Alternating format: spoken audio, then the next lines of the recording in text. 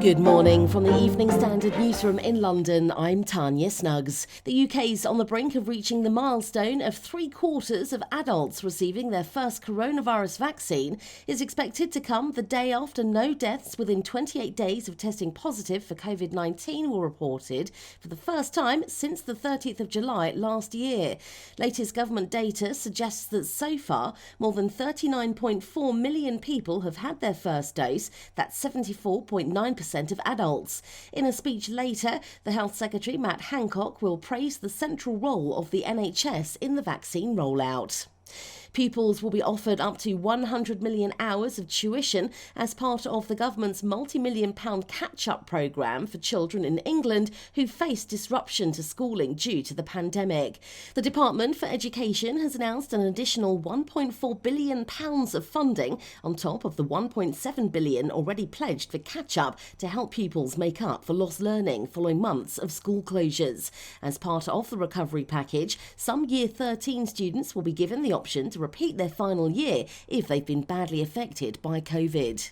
Sir Keir Starmer opened up about his troubled relationship with his difficult father in an emotional television interview with Piers Morgan last night. In an episode of Life Stories, the Labour leader spoke about the death of his mother, his strained relationship with his father and his career. Sir Keir described his father as having a real difficulty expressing his emotions and said he only once told him he was proud after he passed his 11+ exams.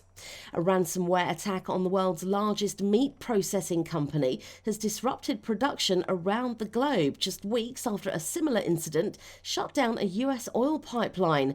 Brazil's JBS SA said last night that it had made significant progress in dealing with the cyber attack and expected the vast majority of its plants to be operating on Wednesday.